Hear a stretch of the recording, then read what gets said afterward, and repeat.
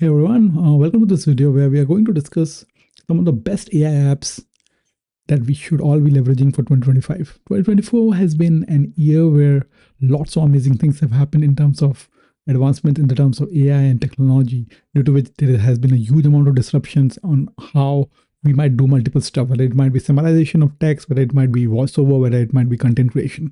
So in today's video, we are going to look at some of the best tools that we all should leverage, and I leverage them on an everyday basis, and they have been big hacks in my productivity. So yeah, here we go. Alrighty, let's look at the first tool. That's Notion AI. I've been a heavy user of Notion for more than 3 years now. I always loved it. For those of you who don't know about it, Notion is a knowledge management, knowledge capture tool which you can use for multiple things. It could be used in a team in an organization. You can use it yourself for the productivity tool. But yeah, it had its own gamut of features. It competes with the same market as Evernote and Todoist and so on and so forth. But yeah, always have been a huge fan of Notion. And as most of the applications, Notion also came up with its own Notion AI feature, which allows you to do mainly 4 things that they mention as you see on the website. It allows you to search, it allows you to find answers from Notion, Slack, Google Drive, and more. Like, it simplifies search for you. It will help you generate, like for example, the same thing that you might do on a ChatGPT. It allows you to generate different things. It might be a content, it might be take a bigger content, summarize it, and so on and so forth. It helps you analyze stuff. You can upload PDFs, Excel files, and so on and so forth, and it helps you analyze them into whatever insights you're looking for. And then essentially it also has access to normal chat modes for GPT-4 and Claude. So as you see, there are some examples that are mentioned here. There is a podcast release. Someone is trying to write a copy for it. And there are multiple examples in there. Now what we will do is I will open a Notion page and we will try and see how we can probably leverage a few of the features in there. And that should probably help us understand how it can be really useful. Alrighty, here we are on a Notion page, and I've written a small title of the same YouTube video that we are right now watching, Best AI Apps for 2025. Let's see what we can do.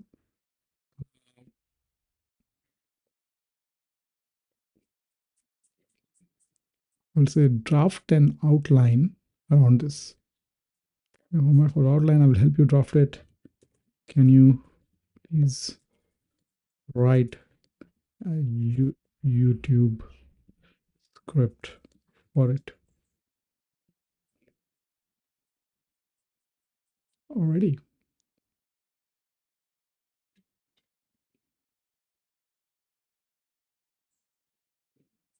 Oh, already. So here we go. It seems like it has written a good detail, at least a high level framework for us to what to write in a YouTube video. And yeah, it seems quite good. Essentially, creative AI applications, personal AI assistants, educational AI tools. But yeah, similar kind of stuff. Like, you can do, like, most of the time we can do like lots of stuff. Like, for example, you can say we will select a few here, and let's mention improve writing. Okay. Yeah, so it comes up with its own, it edits few stuff, and it has kind of written a new content around it. I don't know how good it is, but it seems to be all right. But yeah, but one of the things that I've been kind of using this a lot for is converting your writing into different formats. Like, for example, if I select these and I kind of say tell the Ask AI convert to checklist.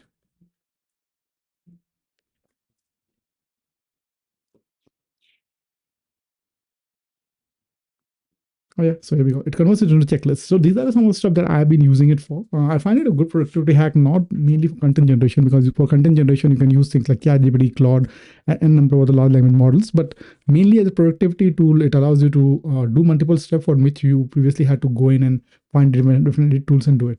So yeah, that's Notion for you. Now let's look at the next tool.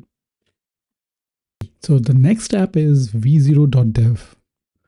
It's an app which allows you to become a much better designer. It allows you to prototype web applications much more easily. So for any idea that you have in your head, you now no longer need to go into and find designer or probably look at different prototyping templates that exist on a website. This application is really good. It helps you do that. Okay. Alrighty.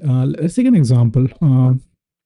Let's say you want to open a plumbing business, and it will be based out of Melbourne, Australia, where I am based out of, and it does it for enterprises and also for residentials.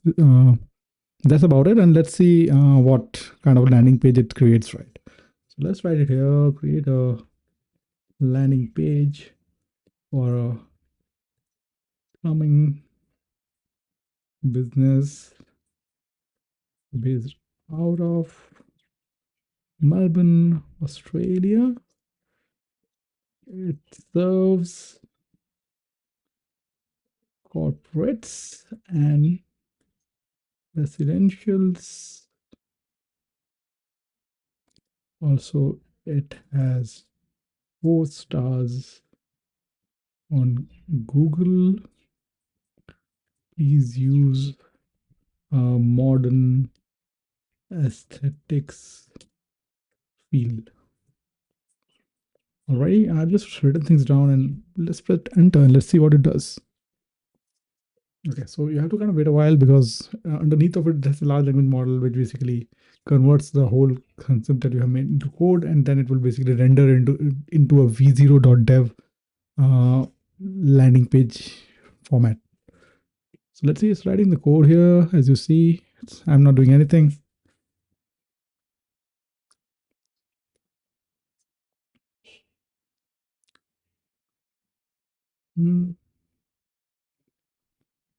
Looks to be good. Still writing.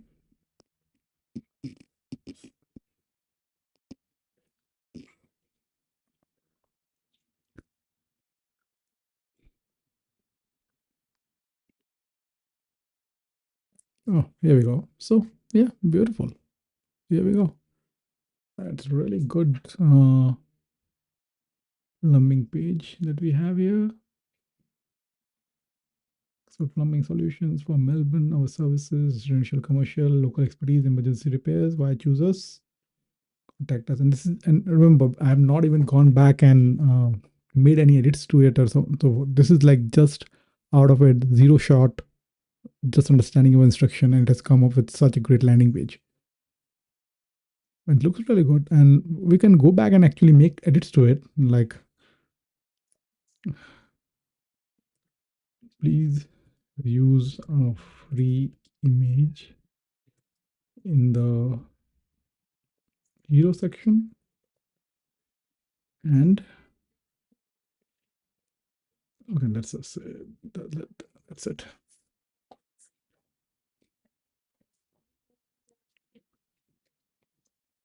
So it says I will update the hero section to use a free image. We'll use an image from Unsplash.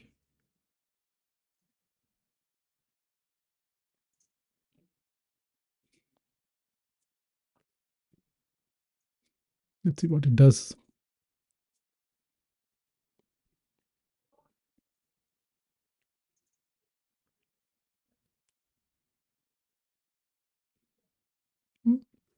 Beautiful. See, it has updated the image.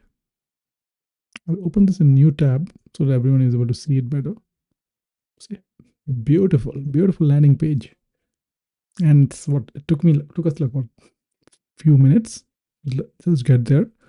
Think about where you can go to if you have more time. If you spend few hours around it, you can not just make landing pages in it. You can make full blown decent web apps, and that's the power that you can leverage right now to start building good businesses. So yeah, with that, let's move to our next application. Alrighty, moving forward from that, going a bit deeper into when you're trying to build a business, an online business. Once you build a landing page or a normal portal or something that's more of a visually appealing, you want to also go in and build a full-blown application. And for that, there are many applications you can go in and start using an IDE like Cursor or Microsoft Copilot, or a number of IDEs that are available right now. But if you are a non-coder or someone who doesn't write software, one thing that I will suggest you to start off with is something called a Bolt.new, something that is really new on the horizon, built by an outstanding team, and it shows really impressive results, right? So here it is. It's called Bolt.new, and you can literally mention stuff, and it will actually build an app for you, and it will help you deploy it. So going forward from our last example, where we were trying to build a business, which is a plumbing business, we'll right now try and ask Bolt to go to the next step. We'll ask it to build a booking system which allows anyone to book a plumbing job. All right. So let's go. Okay, we are building a booking app for business, which is called Melbourne Plumbing. It allows anyone to book a 30 minutes clean slot. It asks for address, corporate,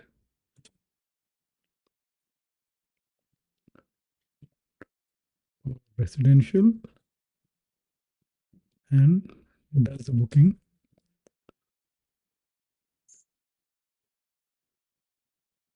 sends an email to the user's ID. Alrighty, it's a very high level what I might probably look for in a booking system, but let's try and put this prompt in there and see where it takes us. Already have like and clicked it, and let's see. It seems to be processing the prompt already. So here we go. We have the Bolt ID that has opened up. Straightforward started to write the code.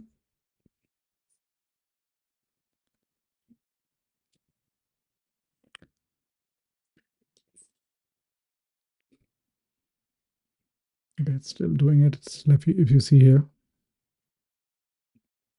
it's still processing and it's still writing the code.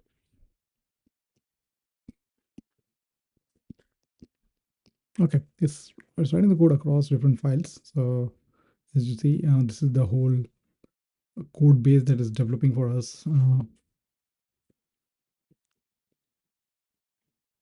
Oh, here we go. Beautiful.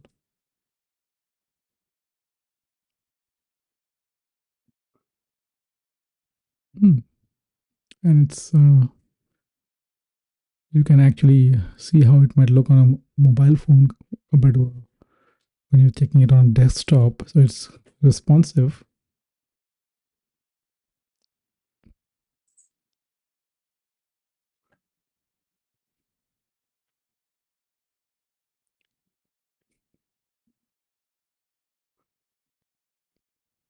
Hmm. But plumbing book, your cleaning, professional plumbing, this. Can you connect it to a database so that it stores the information when someone books a cleaning job?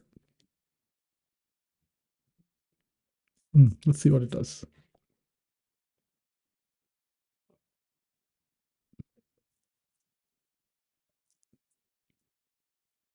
Okay, it's doing a good job. It's probably right now it's using SQLite. It's adding SQLite. For those of you who don't know, SQLite is a very small database that you can deploy on the same server as your rest of the web app. So it's doing that. Seems to be a quite intelligent decision. If I was like a developer and I would have been doing this, I would have done the same.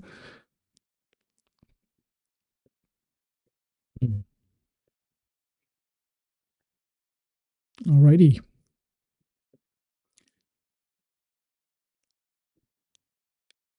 Okay, I've implemented a complete database integration following best practices. It has a database layer, API layer, components, light database, and so on and so forth. Okay.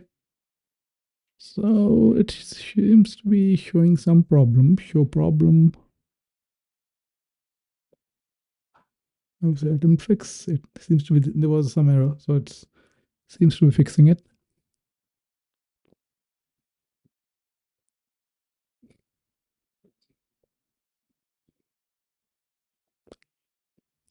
Alrighty.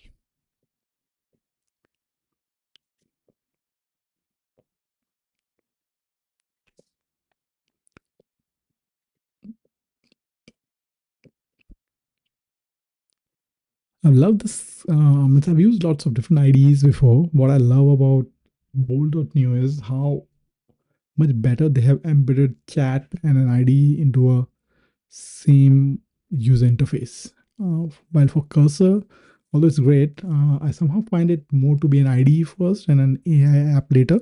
This is an AI app with an ID inbuilt. All right, that's why I kind of love it. Oh, already here we go. Oh, beautiful. So the same thing. I reckon I won't fill in the information again, but seems to have added a SQLite on the back end. Maybe we'll test it next time, but it's really impressive. I've tried it like few times in few of the applications, at least for the first version of a prototype. Definitely you can go for. And before we end this applications demo, I will show you one thing. If you want to like deploy it, you can actually write can. Oh, actually, you don't need to write it. There is a button right here. You can literally say deploy, right? So it will initiate a deploy on Netlify, which is a deployment as a service. I won't get into detail. It uses an API to do the deployment, and you will get a link, and then you can go to Netlify, use that link, and actually own that deployment. Add your own domain name, and you have a web app running. Isn't that impressive? The world that we are living in will be a really exciting time for anyone who loves to build. Oh, here we go. We have the URL. Oh, there we go. On Netlify.app. Anyone can have a look at it. It's beautiful. It looks to be great UI UX, and if you had made some edits to this one, it would have been made it even better. So yeah, that's it. The Bolt.new. Again, I'm not getting out anything out of it. Please go in and try it. Seems like they have put in lots of effort building it, and yeah, I hope they make it even better. Next, move to our next app. Alrighty. Now for learning anything or to do any kind of research, my go-to tool has always been Perplexity. Already. Um, I don't know. It's not mainly about the large language model, but the overall interface that the Perplexity has just makes it a much better tool to do any kind of research.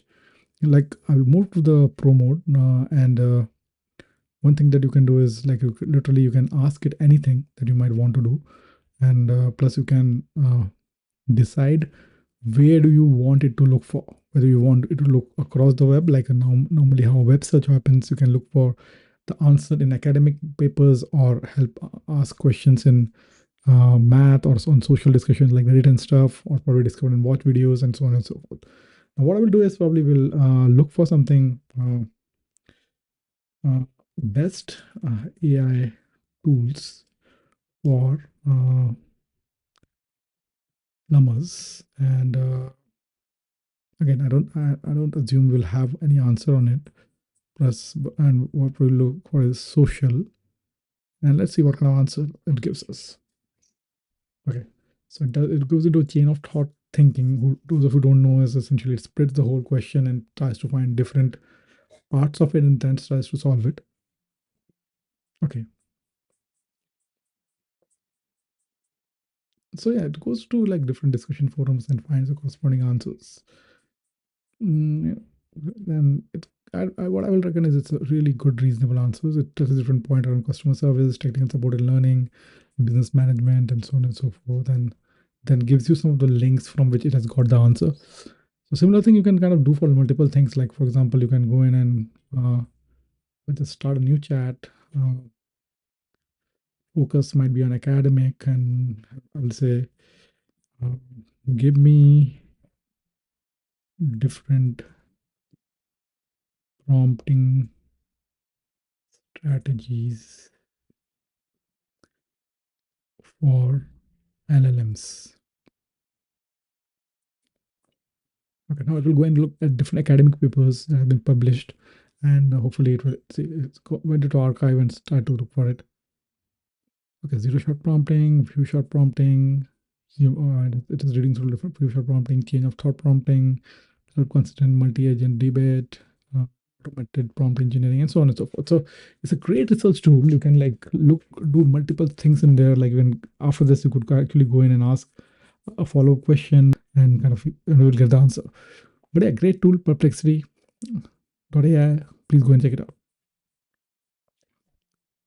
Alrighty, next tool that we are going to look at is Notebook LM, released by Google probably a couple of months ago, and it has been amazing tool for anyone who has been leveraging it to capture knowledge and modulate knowledge into a form which is easy for consumption, right? I will show you how. So it says, welcome to Notebook LM, create your first notebook and upload your documents, convert complex material into easy to understand formats like FAQs or briefing docs, and add key resources to a notebook and share with your org to create a group knowledge base. So it's a knowledge management, knowledge conversion, knowledge modifier tool. Let's see how you can kind of do something. Now, let's see, I will hit on create. Okay, add sources. I'll choose a file. Okay, I have this paper. This is about evaluating language models at synthetic data generators, and we will open it.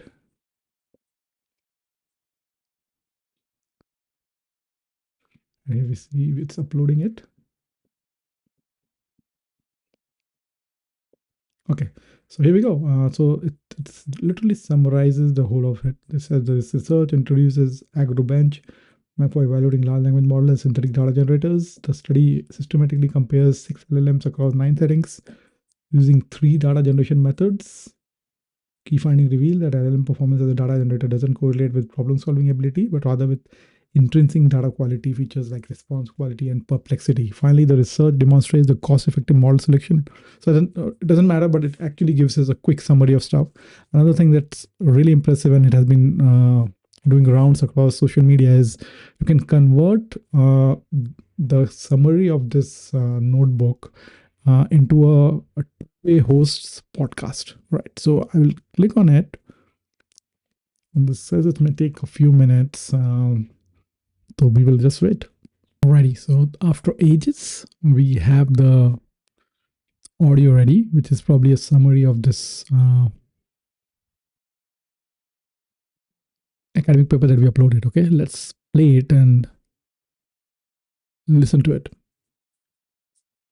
Okay, you sent us this research paper about AI teaching AI. It's really blowing our minds. It is, isn't it? Evaluating language models as synthetic data generators. Sounds pretty sci-fi. Yeah, but it's happening right now. So this is a deep dive into AI creating data to train other AI. Yeah, specifically using large language models, those LLMs everyone's talking about. To make data for training. It's like AI bootstrapping itself, right, to get smarter. Exactly. It's a So yeah, that was Notebook LM for you. It's notebooklm.google.com. Great tool to capture knowledge and also convert it into a form that's easily digestible, or you can consume it easily. You can convert it into a two-way podcast, listen to it. But yeah, I will highly suggest everyone to just give it a shot, and these kind of tools will only become better.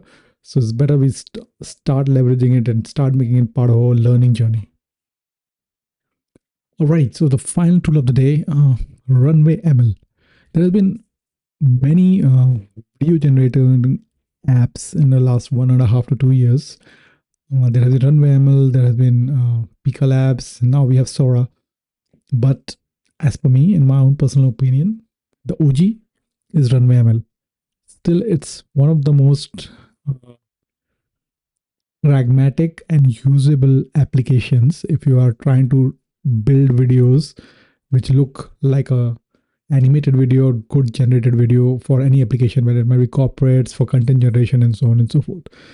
Give you an example. Here's an image that I uploaded, and I put in just a simple prompt: telephoto close up, subject smiles in a creepy way. I don't know why it didn't work, but it's a pretty good. If you look at the video, it looks like it's right from an anime movie. We can try another few if you are up for it.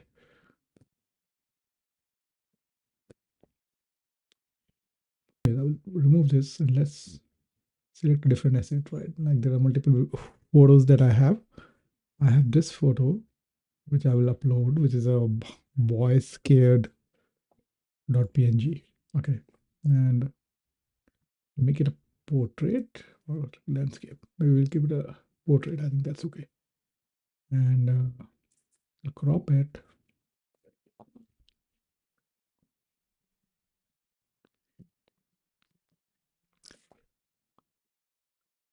And let's see some presets.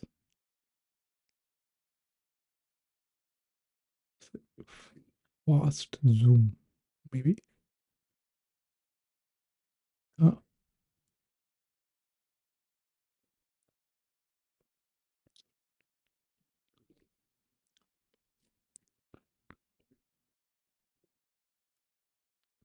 I'm still on a free runway ML stuff, and which I have the setup to demo this. Let's see how this one looks. Telephoto close up, subject smiles in a creepy way. Let's see how it looks.